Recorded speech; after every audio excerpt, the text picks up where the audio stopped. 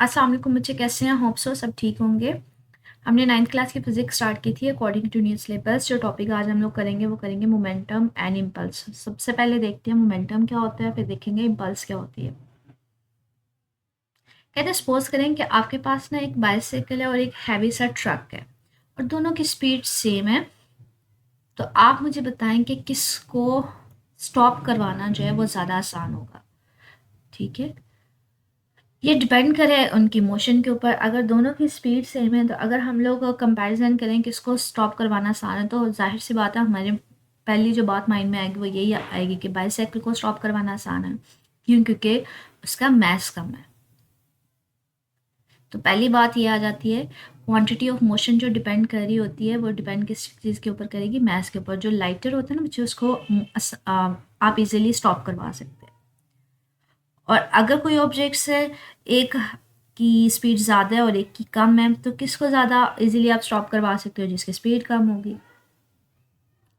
तो यहाँ पे यही बात करें कि हमारी जो कॉमन सी ऑब्जर्वेशन है ना वो यही है कि जो क्वांटिटी ऑफ मोशन है कि आप किसी ऑब्जेक्ट को किस तरह से किसको इजीली स्टॉप करवा सकते हो या मूव करवा सकते हो, वो डिपेंड कर रहा होता है मैस और वेलोसिटी के ऊपर। अगर कोई ऑब्जेक्ट है हैवी मैस है तो उसको स्टॉप करना मुश्किल है, और अगर कोई ऑब्जेक्ट है जिसकी वेलोसिटी बहुत ज़्यादा है उसको स्टॉप करना भी मुश्किल है।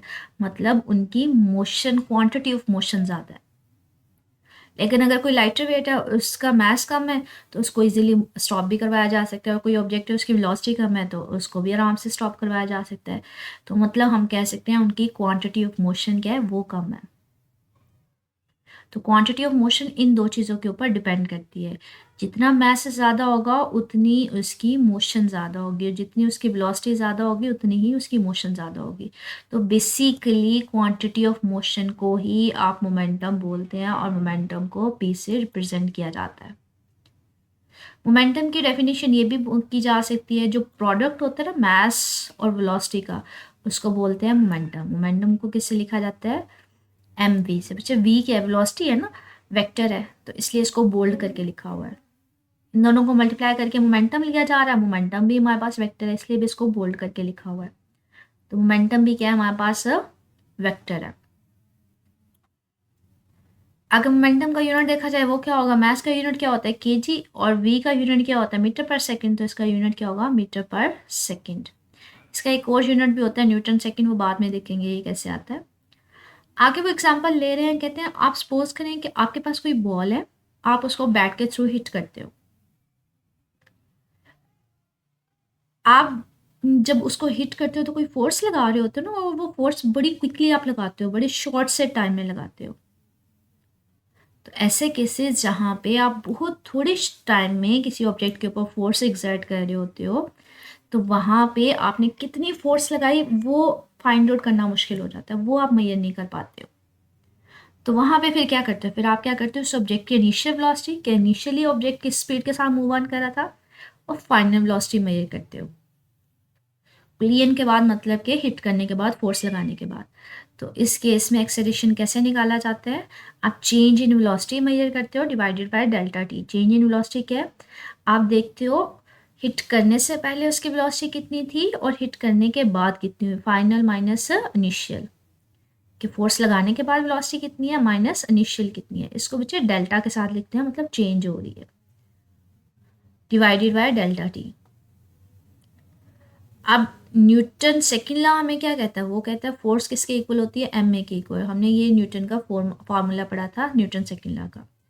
एक्सलेशन की जो वैल्यू है delta V by delta T, इसको यहाँ पे पुट ऑन कर दो तो ये आ जाएगा M delta V by delta T. यहाँ पे डेल्टा टी डिवाइड हो रहा है, इसको इधर ले जाओ तो ये मल्टीप्लाई हो जाएगा, इक्वल आ जाएगा एम वी डेल्टा वी के। डेल्टा वी किसके इक्वल लिया था? Final velocity minus initial velocity.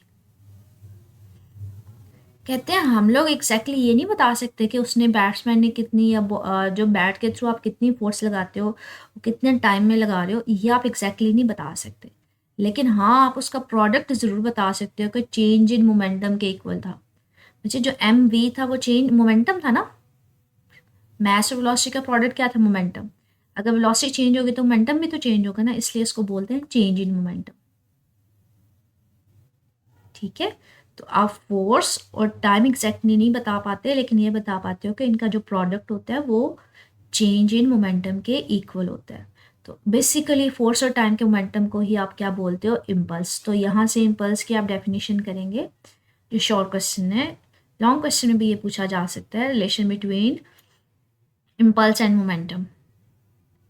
जब भी आप फोर्स लगाते हो किसी ऑब्जेक्ट के ऊपर बहुत थोड़े से टाइम के लिए, तो इम्पल्स क्या है, फोर्स और टाइम का प्रोडक्ट है। डेल्टा टी इधर मल्टीप्लाई हो रहा है ना, इधर डिवाइड में ले जाओ तो ये आ जाएगा M delta V by delta T.